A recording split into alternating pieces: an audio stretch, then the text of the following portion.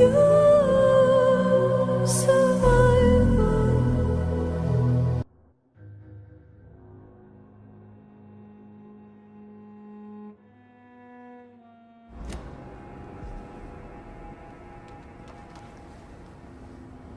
Good evening, Mr. Throgmorton. Dr. Reed, can I be of any assistance? Have you noticed anything suspicious lately?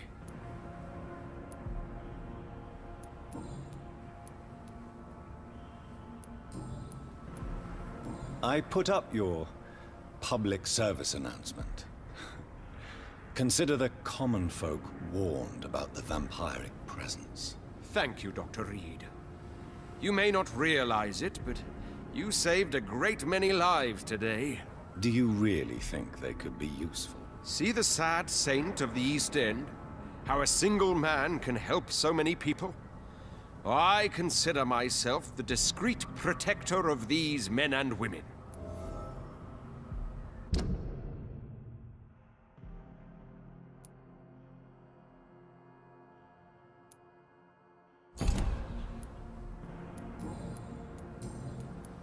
Did you see what happened to him? Actually, yes. He was thrown from the roof like a vulgar log. Who could have done that? Who? Well, a vampire, of course. Look, bite marks on the neck and lacerations here.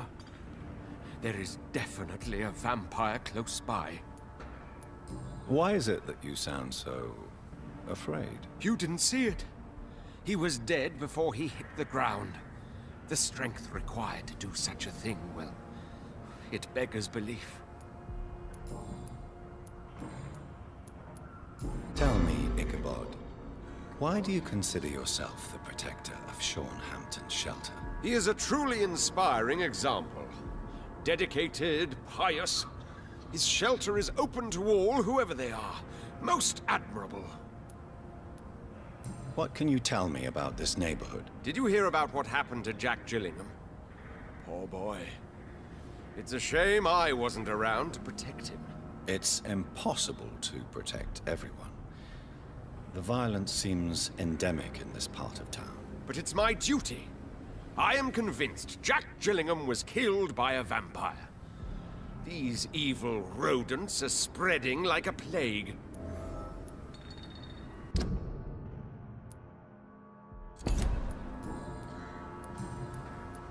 You've never faced, let alone killed, a vampire, Ichabod. You're a fraud. No, I'm not. I may embellish the truth concerning my achievements, but I'm totally dedicated to my quest. You have courage, Mr. Throgmorton. Perhaps that is all one requires to face the demons. Thank you, Dr. Reed. You'll see. One day I'll find and kill one of these monstrosities with my own 2 hands.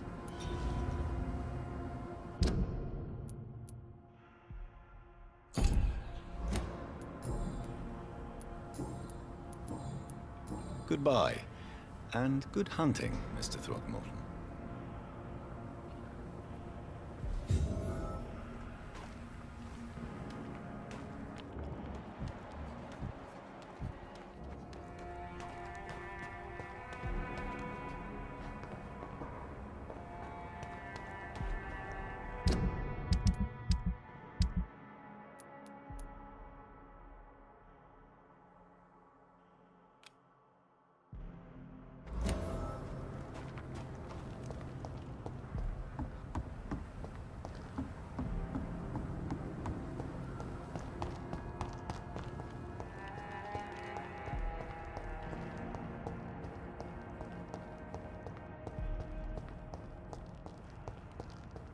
Are you certain you're not lost, sir?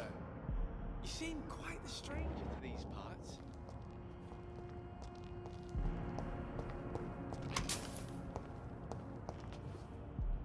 Good evening. I'm Dr. Reed. Do you need any help? Rest assured, I will help you, sir.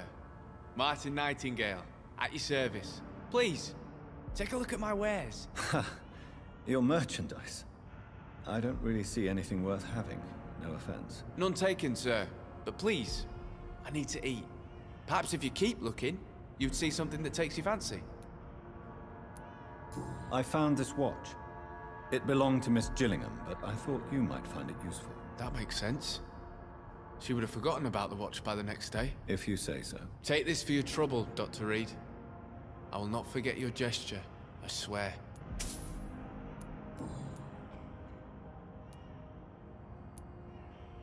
What can you tell me about the neighborhood? Have you got any friends around these parts? Not really.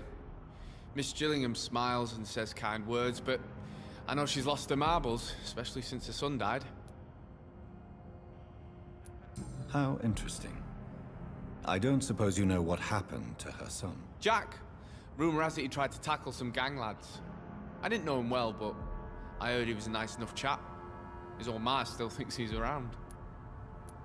Tell me about this crazy woman. Madness is often mistaken for other conditions. The poor woman's mad, all right. Kind and all, but she has so much trouble remembering things. She's taken me for a son more than once.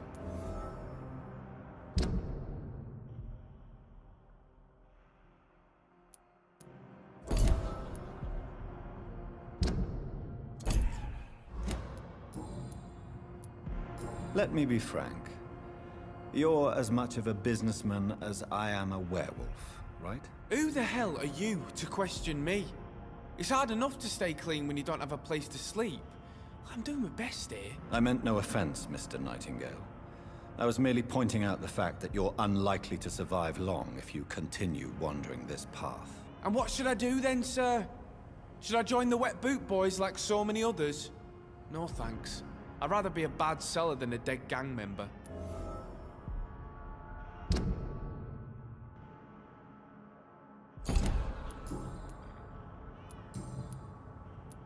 Why not try seeking help instead of peddling your wares? I'm sure there are people around here that would gladly help. There's always the night asylum. I heard it's run by a very nice man, but I'm no beggar. Not yet, at least. There is no shame in asking for help, my boy. Sometimes it can even be the best course of action. I don't feel okay with that. I'm gonna make a name for myself, and I'll do it by myself. Show me what you have to offer then, Mr. Nightingale.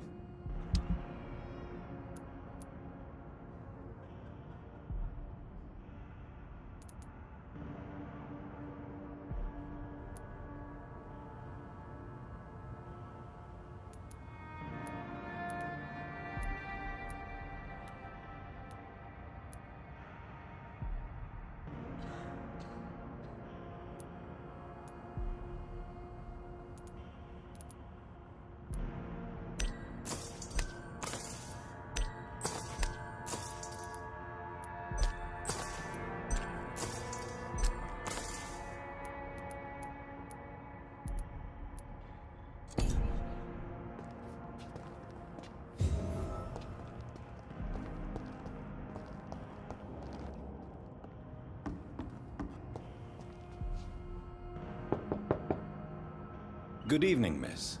I'm Dr. Jonathan Reed. May I come in? I already took my medication, Doctor. But thank you. I'm sorry. Your medication? Have we met before? Don't tease me like that, Jack. Sorry, what? I think I should come in, miss. I'd like to check if everything is okay, what with the epidemic spreading across London. An epidemic, you say? How terrible. I had no idea. But where are my manners? Please do come in, Doctor. You are a doctor, yes?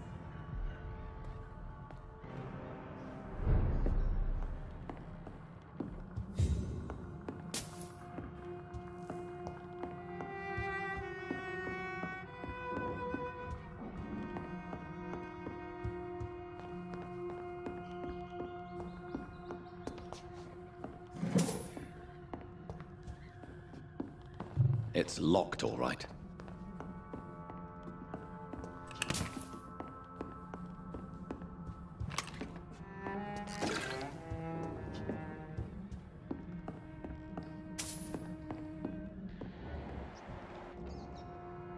So, Dr. Tippett, what brings you back here? I heard whispers you had a job at that fancy hospital. I told you my name is Jonathan Reed. Don't you remember? Of course I do. I remember my name too. Gillingham. But you may call me Enid, Doctor. I'm very happy to see you again.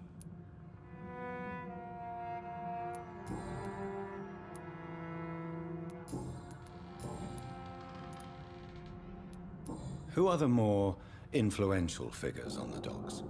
Well, I heard about some terrible illness going around. I would say in that case that it's you, Dr. Tippett. Is anyone taking care of you, Miss Gillingham? My son is always here to take care of me.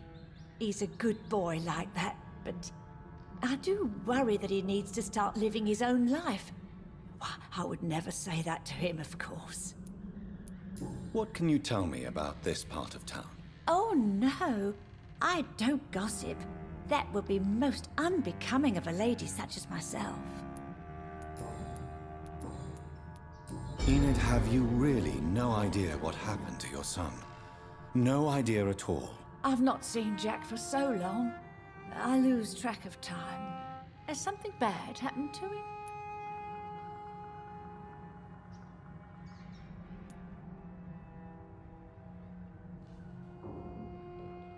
Jack takes good care of you, Miss Gillingham.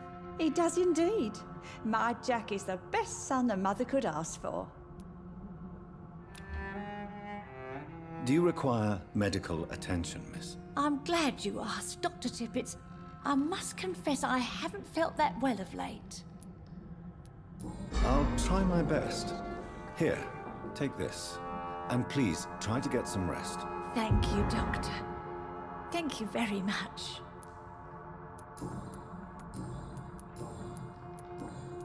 Goodbye, Miss Gillingham.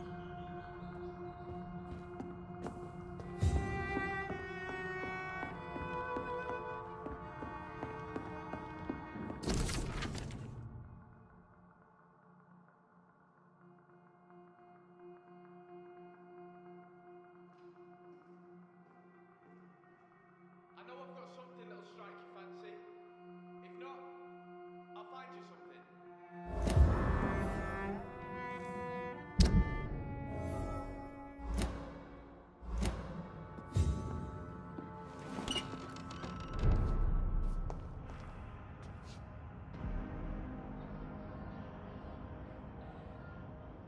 Please, sir, come and have a gander.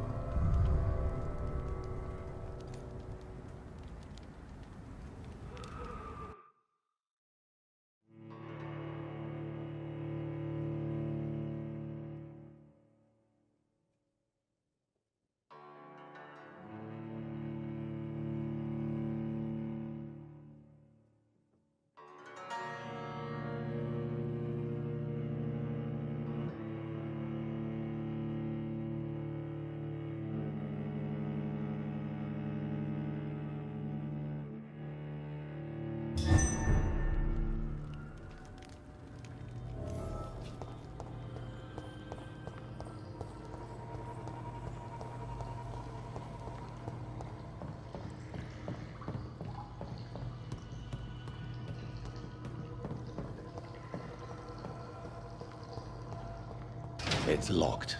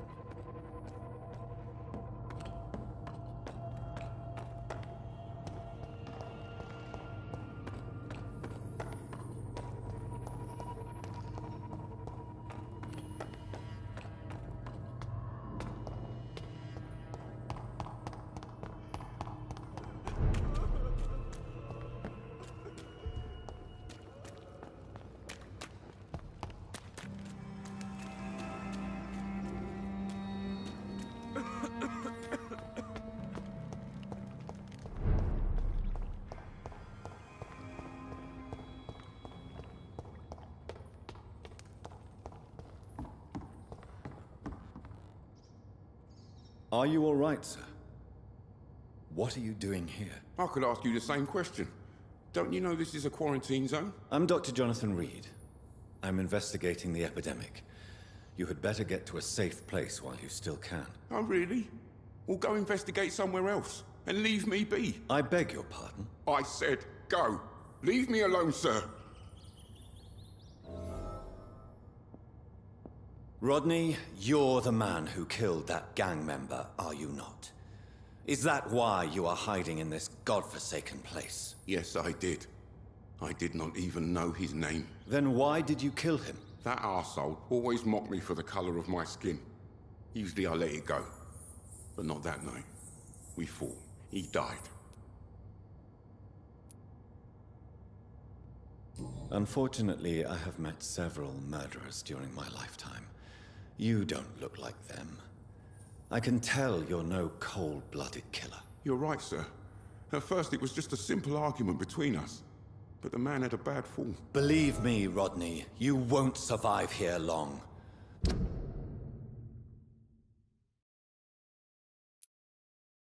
No matter what you did, you must go back to where you used to live. I'll go back to the docks then. But if I die, remember that the blood of Rodney Grader will be on your hands.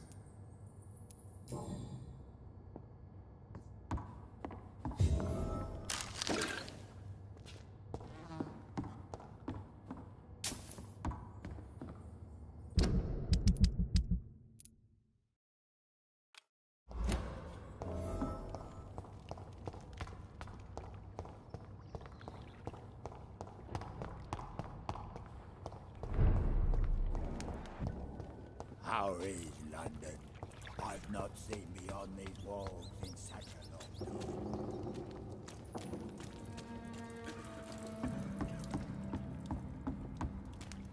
Eternal gratitude for your protection, Master.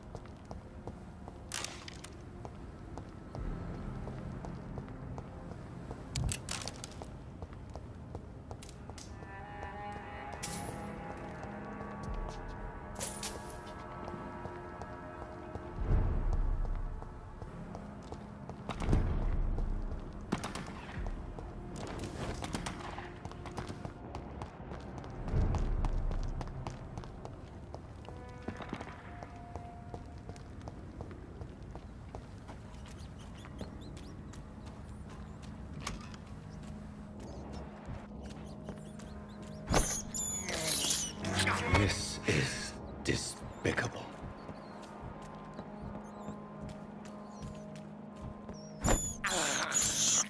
I have this thirst for blood. I can't believe I'm doing this.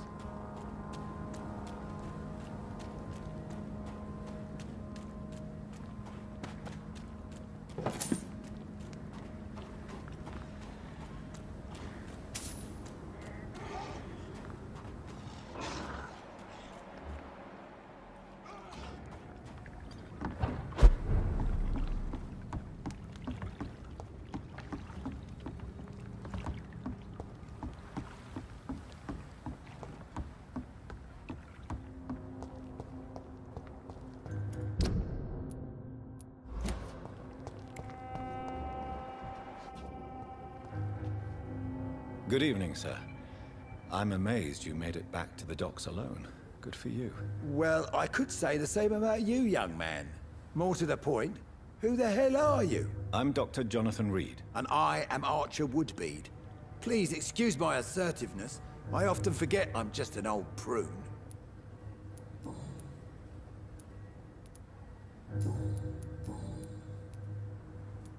If you were such a respected figure, surely you have many interesting stories about this part of town. You bet I do, but make no mistake. I'm no rat, sir. Some secrets are best left buried.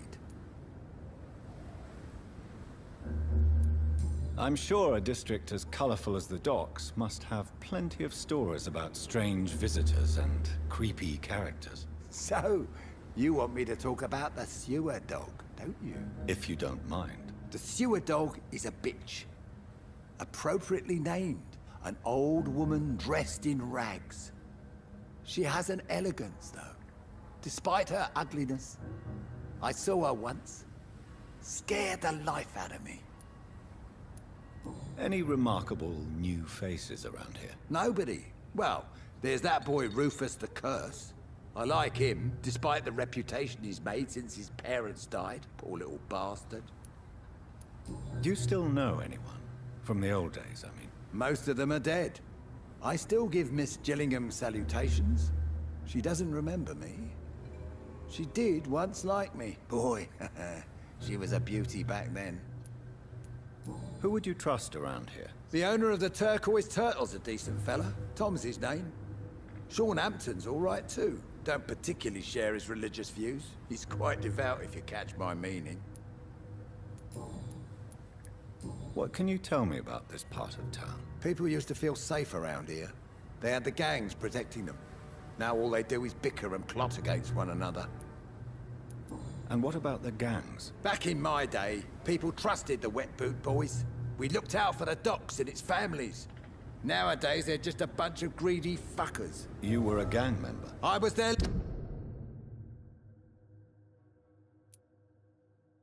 leader for a time, believe it or not. Now these bastards act like I'm nothing. Not one of them. They owe me some damn respect. Missing the good old days, are you not? Trust me, son. The longer you live, the less meaning your existence will have. You need to remember the days you still had beliefs.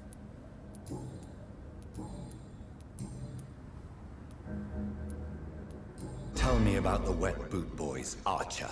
I want to know more. We were there for the families and each other. It was us against the world. We were vicious, tough, even cruel. But we were united. You sound like you were some kind of radical union member. Yes, nowadays the communists and gangs squabble over pointless territory. Sounds stupid when you say it out loud. Tell me everything you know about the Guard of Priwen. Andrew never told me what they do. I do know they're vigilantes with military training. Access to some impressive firepower. And what is your personal opinion about the Guard, then? This Guard of Priwen is just another gang preying on the young and naive. Preying on people like my boy. I know how it works. I invented it.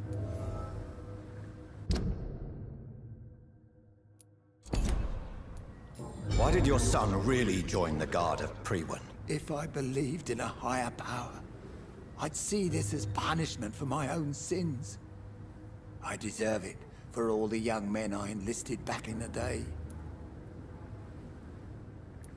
So your son has left you nothing to explain his actions? No letter or message? Not even a note. I'm a proud man, Dr. Reed. But I would kneel and pray if I thought it would give me my Andrew back. You don't believe in God, though, do you, Mr. Woodbead? So why did he join? Now I think about it, Andrew joined the Guard, not to defy me, but to follow in my footsteps, to make me proud. Have you always been so bitter? It's not bitterness, it's poorly masked disgust. When everything turns to shit, we all have to eat a spoon or two. As a practitioner, I believe science will provide a new standard of welfare. It's just a matter of time. I'd like to believe you, Doctor. But recently all science has been good for is mustard gas and machine guns. But what about social progress? What about women getting the right to vote? Things can change for the better. I've never voted, not once. And my wife, God rest her soul, she was too busy taking care of the kids to vote. Goodbye, sir.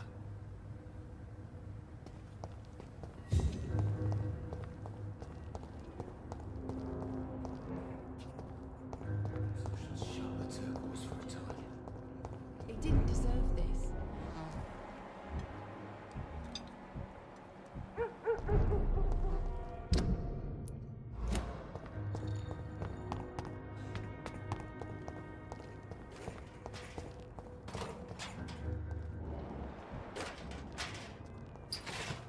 I can feel it coming in my bones. Evening, Rufus. Evening, Mr. Rick. So long.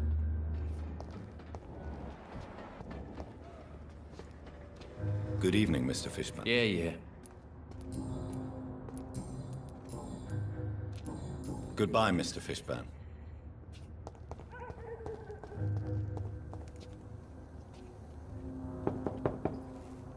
Good evening, madam. It's Dr. Reed again. May I come in? You best come back in the morning, Doctor. The disease takes away the good people too, madam. Why not let me in? It's Mrs. Fishburne. Stella. Please don't stay too long, sir. It's locked. So you have questions about the flu, then? Yes, among other things. Forgive my rudeness at the door. It's just...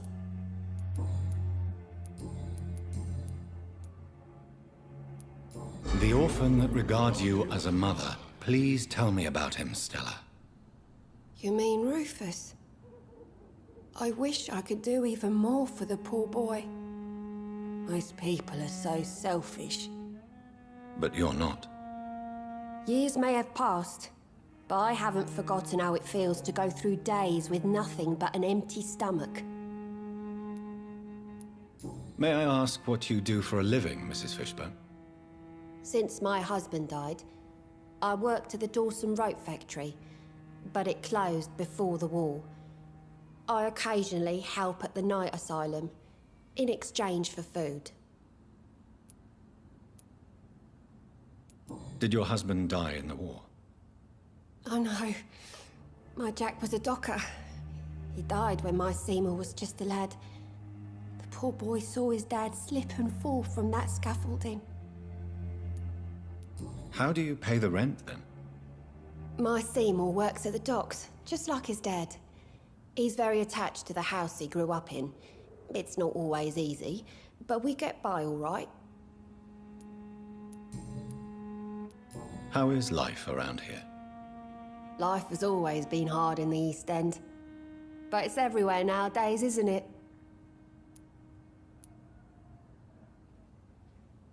Violence has always fed on poverty, don't you think? It's a cruel law of the human condition. And selfishness is their rotten fruit. These days, you can just die in the gutter and no one will bat an eye. Do you think the increase in violence has anything to do with the epidemic? Don't know, but it's most likely linked to the gangs if you ask me. Recently, it's like everyone has had to pick a side.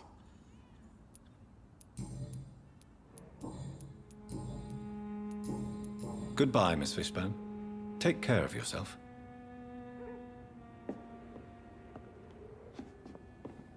I'm not sure the epidemic is what worries people most these days.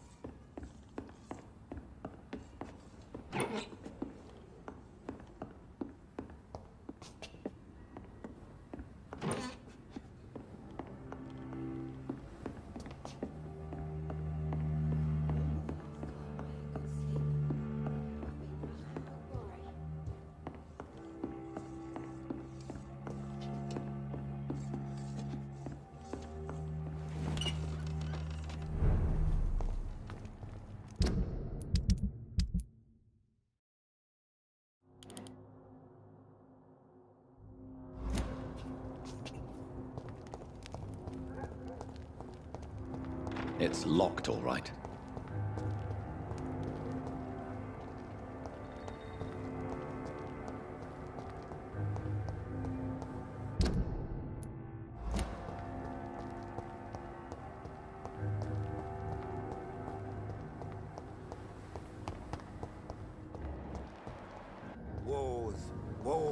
never really end.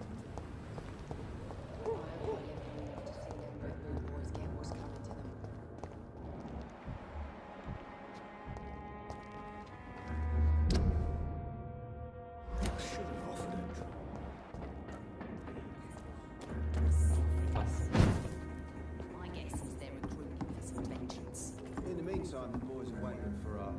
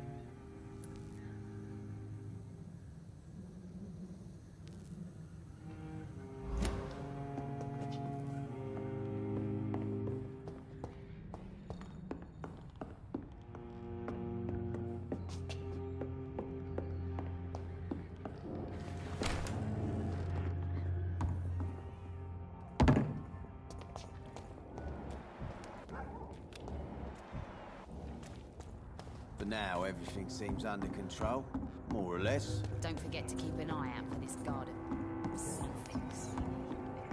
My guess is they're...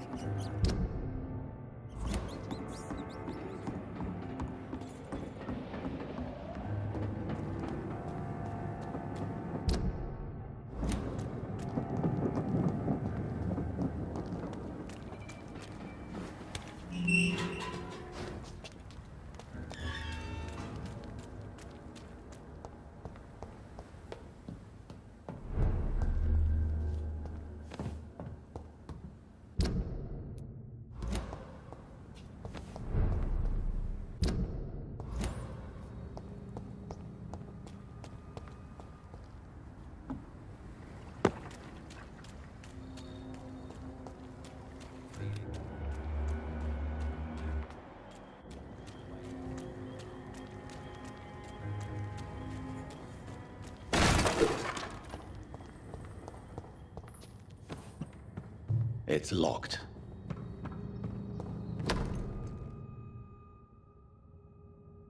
From Seymour to my beloved mother Stella.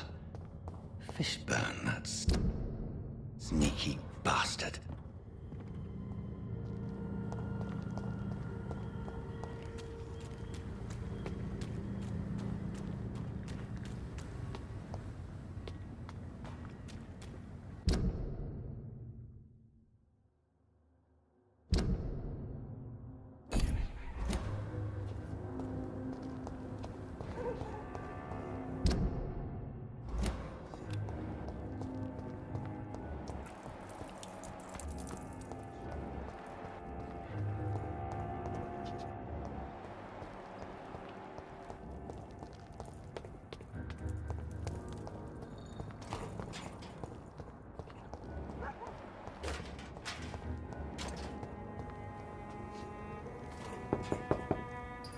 Good evening, Mrs. Fishburne.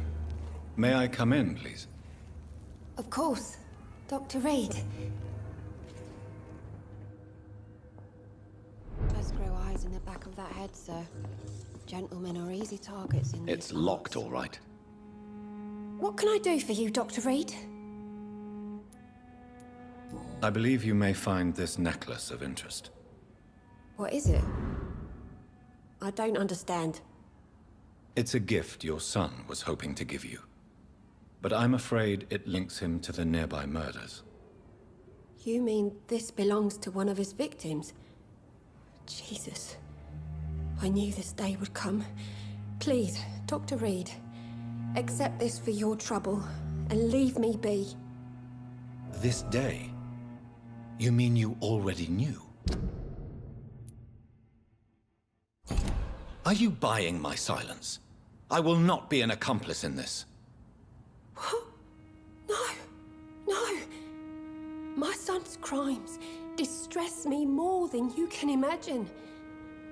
But I'm his mother. I love him, I do.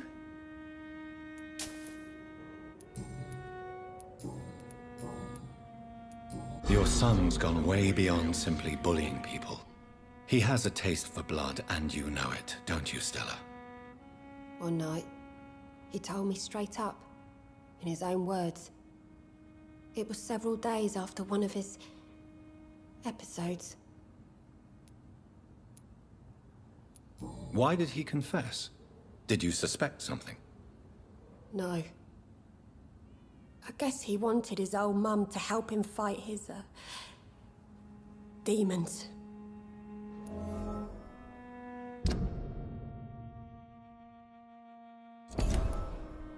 Did Seymour tell you everything that night? More than I could stand. The words he used to describe his hate, his rage, how he feels when he's done it.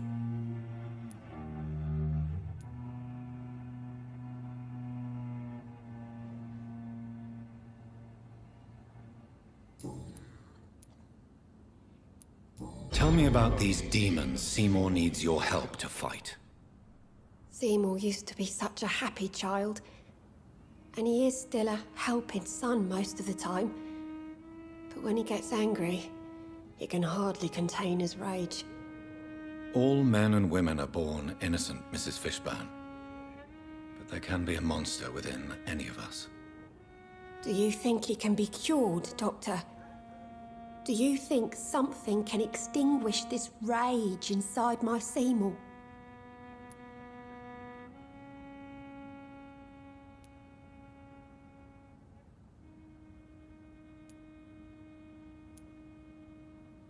Science has only just begun to investigate the mysteries of the human mind. Currently, we have more assumptions than fact. There ain't no hope, then. Somehow, somewhere, my son has turned into a monster, and nothing will bring him back. Stella, I know you are ashamed of your son's crimes. So why do you protect Seymour? I can't report my own son, can I? Not a burden I could bear. Burden? How do you mean? They'd hang him for sure. I won't send my only son to his death.